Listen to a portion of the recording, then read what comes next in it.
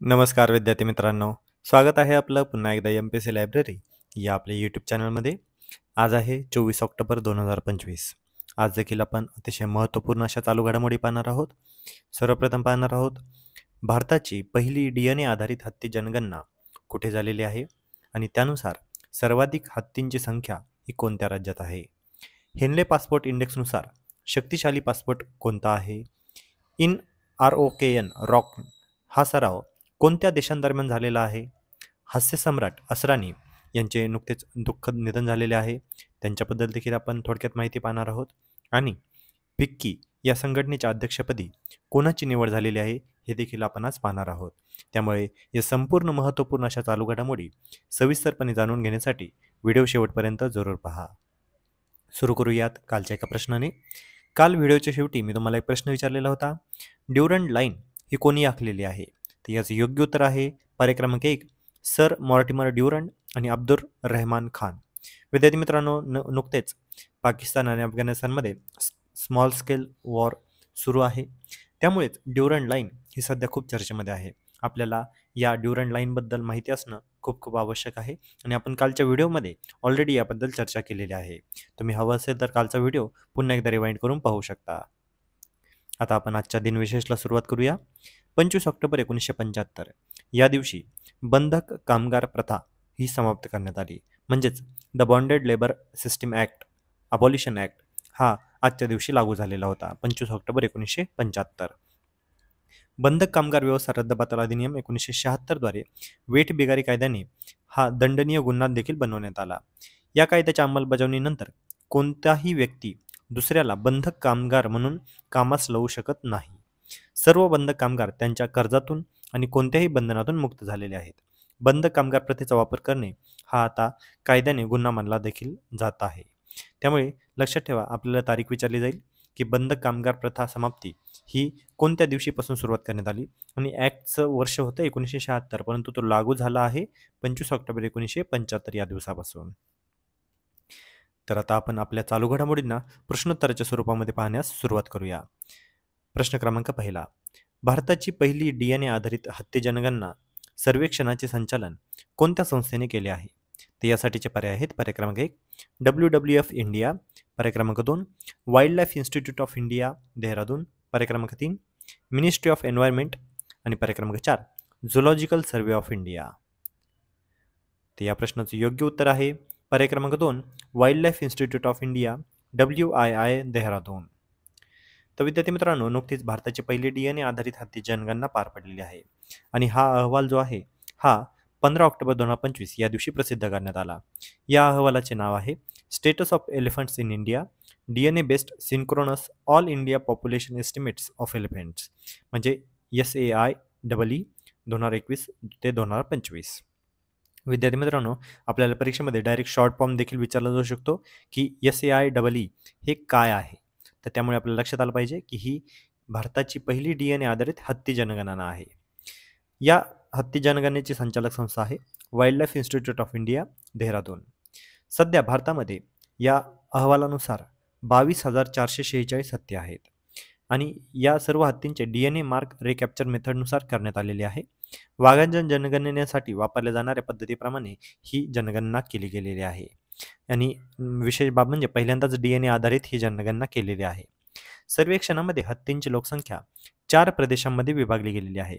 ते 4 प्रदेश कोणते, तर पश्चिम घाट, मध्य भारत, पूर्व घाट, शिवालिक टेकड्या आणि गंगेचे मैदान आणि ईशान्य टेकड्या आणि ब्रह्मपुत्र पूर मैदान.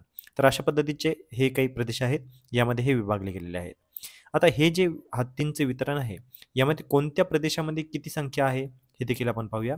तर सर्वाधिक जास्त संख्या ही पश्चिम घाटात आहे. पश्चिम घाटामध्ये जवळपास 11,934 हत्ती आहेत. त्यानंतर ईशान्य टेकड्या आणि ब्रह्मपुत्रा पूर मैदान या भागामध्ये 6,559 हत्ती आहेत. शिवालिक टेकड्या आणि गंगा मैदान या प्रदेशामध्ये 2,062 हत्ती आहेत. तर मध्य भारत आणि पूर्व घाट या प्रदेशामध्ये 1,891 हत्ती आहेत. त्यामुळे प्रादेशिक हत्तीच्या वितरणामध्ये सर्वाधिक हत्तींचे वितरण हे पश्चिम घाटात झालेले आहे. हे आपल्याला परीक्षेच्या दृष्टीने महत्त्वाचे आहे. त्यानंतर अतिशय महत्त्वपूर्ण बाब म्हणजे राज्यनिहाय हत्तीची संख्या. म्हणजेच सर्वाधिक हत्तींची संख्या ही कोणत्या राज्यात आहे, तर ते राज्य आहे कर्नाटक. कर्नाटकमध्ये जवळपास 6013 हत्ती इतके आहेत. आणि ऑब्व्हियसली कर्नाटकमध्ये हा पश्चिम घाटाचा देखील भाग येतो, त्यामुळे प्रदेशानुसार आणि राज्यानुसार देखील हे मॅच होतंय की कर्नाटकामध्ये सर्वाधिक 6013 हत्ती आहेत. त्यानंतर दुसऱ्या क्रमांकावर राज्य आहे आसाम, जिथे 4159 हत्ती आहेत. तिसऱ्या क्रमांकावर आहे तामिळनाडू, जिथे 3136 हत्ती आहेत. त्यानंतर चौथ्या क्रमांकावर आहे केरळ, जिथे 2785 हत्ती आहेत. पाचव्या क्रमांकावर आहे उत्तराखंड, जिथे 1792 हत्ती आहेत. आणि 6व्या क्रमांकावर आहे ओडिशा, जिथे 912 हत्ती आहेत. त्यामुळे लक्षात ठेवा, सर्वाधिक हत्तींची संख्या ही कर्नाटक या राज्यामध्ये आहे. आणि प्रदेशांचा विचार करता पश्चिम घाटामध्ये सर्वाधिक हत्तींची संख्या आढळते. त्यामुळे लक्षात ठेवा, अतिशय महत्त्वपूर्ण अशी बाब आहे ही. भारताची पहिली DNA आधारित हत्ती जनगणना नुकतीच पार पडलेली आहे. वळूया पुढच्या प्रश्नाकडे. प्रश्न क्रमांक 2. 2025च्या दुसऱ्या तिमाहीत जगातील सर्वात शक्तिशाली पासपोर्ट कोणत्या देशाचा आहे? तर यासाठीचे पर्याय आहेत: पर्याय क्रमांक 1 जपान, पर्याय क्रमांक 2 सिंगापूर, पर्याय क्रमांक 3 दक्षिण कोरिया आणि पर्याय क्रमांक 4 स्वित्झर्लंड. तर या प्रश्नाचं योग्य उत्तर आहे पर्याय क्रमांक 2 सिंगापूर. नुकतेच हेनले पासपोर्ट इंडेक्स हा जाहीर झालेला आहे आणि दुसऱ्या तिमाहीचा हा इंडेक्स आहे. आणि जगातील शक्तिशाली पासपोर्ट कोणता आहे यात आपण पाहणार आहोत. तर सर्वात जगात शक्तिशाली पासपोर्ट ठरलेला आहे सिंगापूर या देशाचा. सिंगापूर 2025च्या दुसऱ्या तिमाहीत जगातील सर्वात शक्तिशाली पासपोर्ट ठरलेला आहे. पहिला क्रमांक ऑब्व्हियसली आता सांगितल्याप्रमाणे सिंगापूर, ज्या देशामध्ये जवळपास 193 देशांना विजामुक्त प्रवेश अवेलेबल आहे. दुसऱ्या क्रमांकावर आहे जपान आणि दक्षिण कोरिया, हे संयुक्तपणे दुसऱ्या क्रमांकावर आहेत. आणि या दोन्ही देशांमध्ये 190 देशांना विजामुक्त प्रदेश हा अवेलेबल आहे. क्वार्टर 1 म्हणजे पहिल्या तिमाहीमध्ये 2025च्या पहिल्या तिमाहीमध्ये भारताचा हा 85वा क्रमांक होता. तर दुसऱ्या तिमाहीमध्ये आता 77वा क्रमांक भारताचा आहे. म्हणजेच भारताचा रँक हा 8 स्थानांनी वर आलेला आहे. ही अतिशय महत्त्वाची बाब आहे, कारण आपल्याला परीक्षेमध्ये वेगवेगळ्या अँगलने हा प्रश्न विचारला जाऊ शकतो की भारताचा क्रमांक किती आहे. त्यामुळे जानेवारी 2025 ते जुलै 2025 या कालावधीमध्ये भारताचा पासपोर्ट हा 77व्या क्रमांकावर आहे. भारताला विजामुक्त देश हे किती आहेत, तर 59 इतके देशांमध्ये भारताला विजामुक्त प्रवेश आहे. तर फिलिपाईन्स आणि श्रीलंका ही भारतीयांसाठी नवीन जोडली गेलेली 2 विजामुक्त ठिकाणे आहेत आणि यामुळेच भारताचा हा क्रमांक आता वधारलेला आहे. त्यामुळे लक्षात ठेवा, हेनले पासपोर्ट इंडेक्स जगातील शक्तिशाली पासपोर्ट हा सिंगापूर आहे, तर भारताचा हा आता 77वा क्रमांक झालेला आहे. पुढचा प्रश्न पाहूया. प्रश्न क्रमांक 3. इन रॉकन हा सराव कोणत्या देशांदरम्यान झालेला आहे? म्हणजे INROKN हा सराव कोणत्या 2 देशांदरम्यान झालेला आहे? तर यासाठीचे पर्याय आहेत: पर्याय क्रमांक 1 भारत जपान, पर्याय क्रमांक 2 भारत फ्रान्स, पर्याय क्रमांक 3 भारत दक्षिण कोरिया आणि पर्याय क्रमांक 4 भारत ऑस्ट्रेलिया. तर या प्रश्नाचे योग्य उत्तर आहे पर्याय क्रमांक 3 भारत दक्षिण कोरिया. INROKN हा नौदल युद्ध सराव आहे आणि हा नुकताच पार पडलेला आहे आणि याची ही पहिली आवृत्ती आहे. पहिली आवृत्ती असल्यामुळे आपल्याला परीक्षेसाठी अतिशय महत्त्वपूर्ण बाब आहे. आणि हा सराव अतिशय महत्त्वपूर्ण म्हणजे भारत आणि दक्षिण कोरिया या 2 देशांदरम्यान हा झालेला आहे. ही सर्वच अँगलनी महत्त्वाची बाब आहे, कारण हा पहिल्यांदाच हा सराव पार पडत आहे. हा दक्षिण कोरियासोबतचा सराव आहे आणि विशेष म्हणजे हा नौदल युद्ध सराव आहे. आपल्याला कोणत्याही अँगलने परीक्षेत प्रश्न फिरून विचारला जाऊ शकतो की हा नौदल आहे की हा भूदल आहे की त्रिदलीय सराव आहे, कोणत्याही अँगलने किंवा कोणत्या देशांसोबतचा आहे असाही प्रश्न विचारला जाऊ शकतो. 13 ऑक्टोबर 2025 रोजी हा सराव पार पडला आणि हा सराव कुठे पार पडला आहे, तर बुसान नौदल तळ दक्षिण कोरिया या ठिकाणी. सरावाचे नाव आता सांगितल्याप्रमाणे INROKN म्हणजेच Indian navy Republic of Korea navy आणि या 2 देशांदरम्यानचा हा द्विपक्षीय सराव आहे. INS सह्याद्री ही शिवालिक श्रेणीतील मार्गदर्शित क्षेपणास्त्र स्टील्थ फ्रिगेट आहे. हे देखील आपल्यासाठी महत्त्वाचं लक्षात ठेवायची गरज आहे. वळूया पुढच्या प्रश्नाकडे. प्रश्न क्रमांक 4. अभिनेते असरानी यांनी अभिनयाचे शिक्षण कुठे घेतलेले होते? तर यासाठीचे पर्याय आहेत: पर्याय क्रमांक 1 national school of drama Delhi, पर्याय क्रमांक 2 FTII पुणे, पर्याय क्रमांक 3 मुंबई फिल्म अकॅडमी आणि पर्याय क्रमांक 4 दिल्ली युनिव्हर्सिटी. तर या प्रश्नाचं योग्य उत्तर आहे पर्याय क्रमांक 2 FTII पुणे. तर नुकतेच हास्य सम्राट असरानी यांचं दुःखद निधन झालेलं आहे.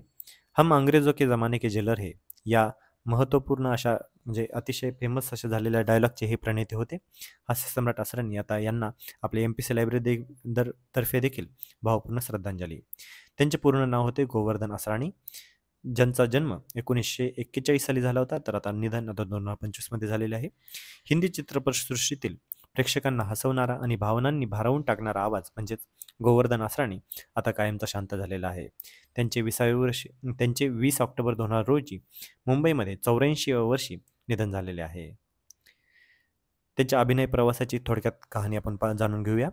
जयपूरमधील गुजराती कुटुंबात जन्मलेले असरानी यांनी पुण्यातील FTII मधून अभिनयाचे शिक्षण घेतलेले होते. 1967 मध्ये हरे कांच की चुडिया या चित्रपटातून त्यांनी पदार्पण केलेले होते. त्यानंतर ऋषिकेश मुखर्जींच्या सत्यकाम आणि मेरे अपने या चित्रपटांतील भूमिकांनी त्यांना ओळख मिळवून दिली होती. विनोदी भूमिकांचा सुवर्ण काळ त्यांचा वेळेस होता. 1970च्या दशकानंतर असरानी हे बॉलिवूडचे सर्वाधिक लोकप्रिय कॉमेडियन ठरलेले होते. त्यांच्या उल्लेखनीय चित्रपटांमध्ये आज की ताज़ा खबर, रोटी, चुपके चुपके, छोटी सी बात, रफू चक्कर, पती पत्नी और वो, धमाल आणि अर्थातच शोले या चित्रपटांचा समावेश आहे. आणि त्या व्यतिरिक्तही मागील दशकामध्ये त्यांनी विनोदी चित्रपटामध्ये अतिशय खूप अशी विनोदी भूमिका साकारलेली होती आणि सर्वांना असं खळखळून हसवलेलं होतं. त्यामुळेच असरानी यांच्या जाण्याने एक प्रकारची अभिनय क्षेत्रामध्ये एक पोकळी निर्माण झालेली आहे असे देखील म्हटले जाते आहे. शोलेतील अविस्मरणीय जेलर ही भूमिका त्यांची कायमस्वरूपी स्मरणात राहणार आहे. कारण चार्ली चॅप्लिनच्या लुकमध्ये त्यांनी एक डायलॉग म्हटलेला होता की हम अंग्रेजों के जमाने के जेलर है. हा संवाद आजही प्रेक्षकांच्या ओठावर आहे. त्यामुळे असरानी यांना सर्वच स्तरातून आता भावपूर्ण श्रद्धांजली वाहण्यात येत आहे. आणि आपल्याला आता परीक्षेच्या दृष्टीने देखील पर्सनॅलिटी या घटकामध्ये हा प्रश्न विचारला जाऊ शकतो की असरानी यांचा पहिला चित्रपट कोणता आहे, त्यांचा जन्म कोणत्या वर्षी झालेला आहे, त्यांचे निधन कधी झालेलं आहे किंवा त्यांचा जन्म कुठे झालेला आहे किंवा त्यांनी शिक्षण कोणत्या ठिकाणी येऊन घेतले होते. या संपूर्णच बाबी आपण आता जाणून घेतलेल्या आहेत. वळूया पुढच्या प्रश्नाकडे. प्रश्न क्रमांक 5. फिक्की ही कोणत्या प्रकारची संस्था आहे? तर यासाठीचे पर्याय आहेत. पर्याय क्रमांक 1 शैक्षणिक संस्था, पर्याय क्रमांक 2 उद्योग संघटना, पर्याय क्रमांक 3 संशोधन संस्था आणि पर्याय क्रमांक 4 सामाजिक संस्था. तर या प्रश्नाचं योग्य उत्तर आहे पर्याय क्रमांक 2 उद्योग संघटना. आता नुकतीच अनंत गोयंका यांची फिक्कीच्या अध्यक्षपदी निवड झालेली आहे. फिक्की म्हणजे काय? तर federation of India chambers of commerce and industry. ही निवड 14 ऑक्टोबर 2025 या दिवशी झाली. ते हर्षवर्धन अग्रवाल यांची जागा घेणार आहेत. अनंत गोयंका हे RPG ग्रुपचे सध्या उपाध्यक्ष आहेत. RPG ग्रुप हा $5 अब्ज समूह आहे, ज्यामध्ये टायर, पायाभूत सुविधा, फार्मा, IT आणि स्पेशालिटीज क्षेत्रातील आहे. गोयंका हे यापूर्वी CEAT म्हणजे सीएट टायर्स यांचे CEO होते. त्यांनी युनिलिव्हर आणि KEC इंटरनॅशनल मध्येही काम केलेले आहे. फिक्की ही भारतातील प्रमुख उद्योग संघटना आहे, जी विविध क्षेत्रातील कंपन्यांचे प्रतिनिधित्व करते आणि या फिक्कीची स्थापना 1927 साली झालेली आहे. तर लक्षात ठेवा, आपल्याला अपॉइंटमेंट या घटकामध्ये हा प्रश्न विचारण्यात येऊ शकतो की फिक्कीच्या अध्यक्षपदी नुकतीच कोणाची निवड झालेली आहे? तर अनंत गोयंका. तर विद्यार्थी मित्रांनो, आजच्या अतिशय महत्त्वपूर्ण अशा चालू घडामोडीवर आधारित तर मी एक प्रश्न विचारणार आहे, ज्या प्रश्नाचे उत्तर तुम्ही सर्वांनी आता कमेंटमध्ये द्यायचे आहे. प्रश्न आहे, राज्यनिहाय सर्वाधिक हत्ती कोणत्या राज्यामध्ये आहे? तर यासाठीचे पर्याय आहेत. पर्याय क्रमांक 1 केरळ, पर्याय क्रमांक 2 आसाम, पर्याय क्रमांक 3 तामिळनाडू आणि पर्याय क्रमांक 4 कर्नाटक. तर या प्रश्नाचं योग्य उत्तर तुम्ही सर्वांनी आता कमेंटमध्ये द्यायचं आहे. जे कोणीही विद्यार्थी या प्रश्नाचं योग्य उत्तर कमेंटमध्ये देतील त्याच्या कमेंटला नक्कीच लाईक देखील देण्यात येईल. तर विद्यार्थी मित्रांनो, हे होते आजच्या चालू घडामोडी. तर अशाच अधिकाधिक इन्फॉर्मेटिव्ह कंटेंटसाठी आपल्या MPC लायब्ररी या यूट्यूब चॅनलला सबस्क्राईब करायला अजिबात विसरू नका. धन्यवाद.